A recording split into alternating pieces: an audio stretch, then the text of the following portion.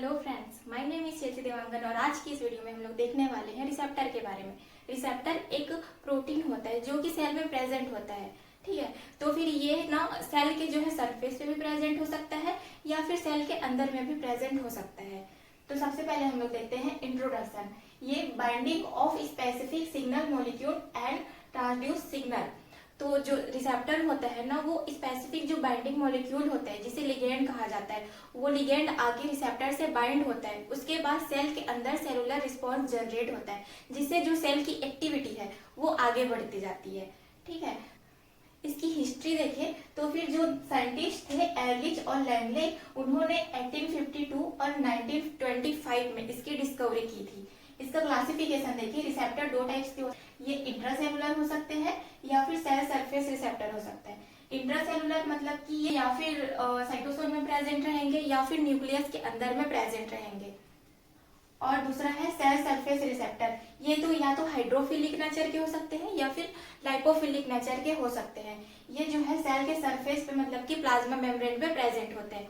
अब देखते हैं स्ट्रक्चर, सेल सरफेस रिसेप्टर का स्ट्रक्चर देखते हैं। ये जो है प्लाज्मा मेम्ब्रेन का स्ट्रक्चर है और ये एक्स्ट्रा सेलुलर पार्ट है और ये इंट्रासेलुलर पार्ट है। तो सबसे पहले जो लिगैंड है ना, वो आके रिसेप्टर से बाइंड होता है। फिर जैसे ही इसमें बाइंड होता है ये, उसके बाद इसमें से इंट्रासेलुलर रिस्पॉन्स जो है जनरेट होता है और सेल की एक्टिविटी जो है आगे बढ़ती है। अब इसके बाद देखते हैं टाइप्स ऑफ रिसेप्टर। ये 3 टाइप्स के हो सकते हैं। फर्स्ट है GPCR मतलब कि जी प्रोटीन कपल रिसेप्टर। सेकंड है आयन चैनल लिंक्ड रिसेप्टर और थर्ड है एंजाइम लिंक्ड रिसेप्टर। अब चलिए इसको अल्टरनेट एक एक करके स्टडी करते जाते हैं।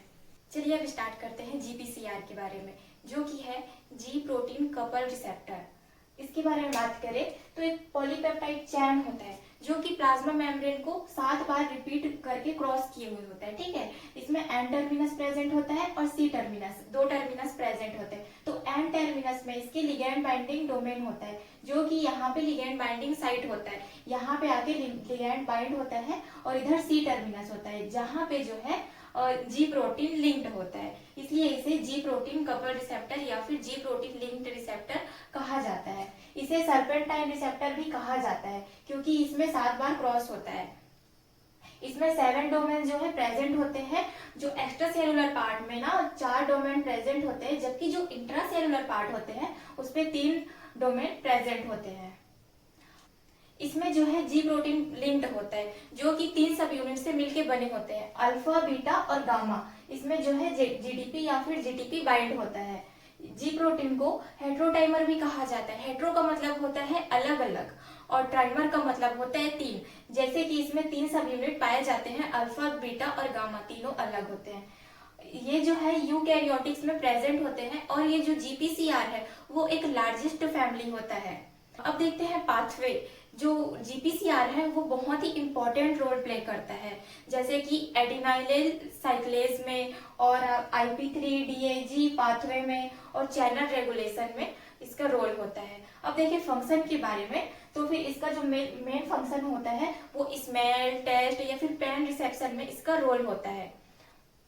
अब देखते हैं GPCR के स्ट्रक्चर के बारे में। ये जो है प्लाज्मा मेम्ब्रेन का स्ट्रक्चर है जिसपे जो जी प्रोटीन पॉलीपेप्टाइड चैन जो है 7 बार क्रॉस किए हुए, जिसके नीचे की ओर मतलब कि सी टर्मिनस पे जो है जी प्रोटीन लिंक्ड होता है और एन टर्मिनस पे लिगैंड बाइंडिंग साइट होता है। जब इसमें जीटीपी बाइंड होता है, जीडीपी, तो फिर ये इनएक्टिव फॉर्म में होता है और जब इसमें लिगैंड बाइंड हो जाता है तो फिर इसके साथ जो है जीडीपी जो है हट जाता है और जीटीपी बाइंड हो जाता है, तब ये एक्टिव फॉर्म में आ जाता है। इसका जो है रेगुलेशन इन फैक्टर्स के द्वारा होता है। जब जीडीपी जो है बाइंड होता है तो फिर ये जो है ऑफ होता है।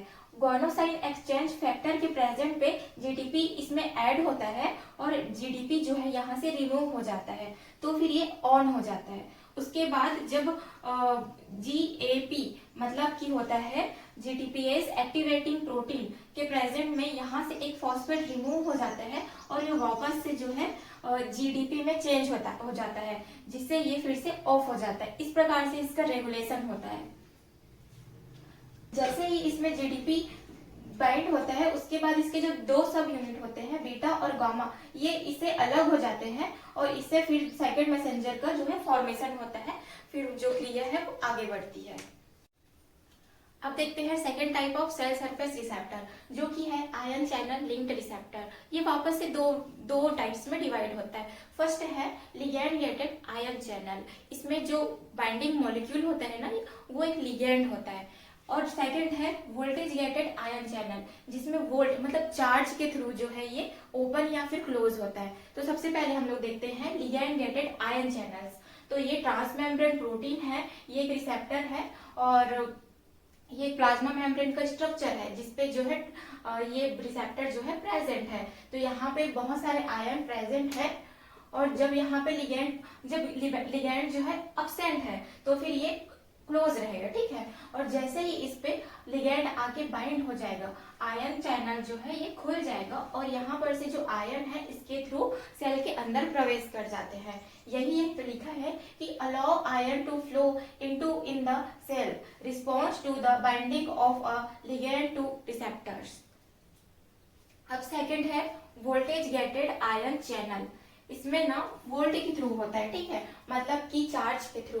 जैसे कि सोडियम या फिर पोटेशियम आयन यहाँ पे प्रेजेंट है तो यहाँ पे जो चार्ज मॉलिक्यूल है यहाँ पे आके बाइंड हो जाएंगे, जिससे ये क्लोज है ना। पहले जब ये एब्सेंट था तब ये क्लोज था। यहाँ पर से जो सोडियम और पोटेशियम है इसके थ्रू सेल के अंदर आ जाएंगे। Open and close in response to change in membrane potential.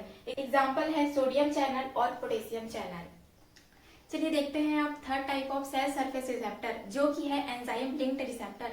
नाम से ही समझ आ रहा है कि एंजाइम लिंक्ड रिसेप्टर मतलब कि एक ऐसा रिसेप्टर जो कि एंजाइम से लिंक्ड रहेगा, जुड़ा हुआ होगा, ठीक है। देखते हैं यहाँ पे ये दो एंजाइम्स प्रेजेंट है मेम्ब्रेन में और ये जो है ऊपर की ओर जो है वो लिगैंड बाइंडिंग डोमेन होता है जो कि एन टर्मिनस पे ही प्रेजेंट होता है। यहाँ पे जो है लिगैंड आके बाइंड होता है और ये जो बीच का है जो मेम्ब्रेन के अंदर है वो ट्रांस मेम्ब्रेन डोमेन। और मेम्ब्रेन के जो नीचे साइड सेल के अंदर जो है वो टायरोसिन काइनेज डोमेन होता है जो कि एक एंजाइम होता है। और यहाँ पे टायरोसिन के रेजिड्यूज जो है प्रेजेंट होते हैं और ये जो है साइटोसोल में मतलब कि ये सी टर्मिनस पे प्रेजेंट होते हैं। सबसे पहले लिखा है कि binding of receptor to ligand dimerization. पहले तो ये दोनों रिसेप्टर जो है फ्रीली दोनों अलग अलग रहेंगे और जैसे ही इस पे लिगेंड आके बाइंड होगा ये दोनों डाइमराइजेशन हो जाएगा, दोनों डाइमर बन जाएगा, ठीक है। फिर जैसे इसमें बाइंड हुआ डाइमर के फॉर्म में आ गया, उसके बाद जो सिग्नल है वो सेल के अंदर जो है प्रोड्यूस करेगा या फिर ट्रांसड्यूस करेगा। प्रोटीन काइनेज डोमेन जो कि है टायरोसिन काइनेज डोमेन, मतलब कि इसमें एंजाइम का यूज होता है, ठीक है। इसमें एग्जांपल देख सकते हैं जो कि है रिसेप्टर टायरोसिन काइनेज आरटीके और सेकंड है सेरिन थ्रियोनिन काइनेज। ये एंजाइम्स है जो कि रिसेप्टर से बाइंड होते हैं और सिग्नल ट्रांसड्यूस करने में हेल्प करते हैं। तो आज का ये वीडियो यहीं पे समाप्त होता है। अगर ये वीडियो हेल्पफुल लगी हो तो वीडियो को लाइक करके चैनल को सब्सक्राइब कर दीजिए। मिलते हैं नेक्स्ट वीडियो में, बाय बाय।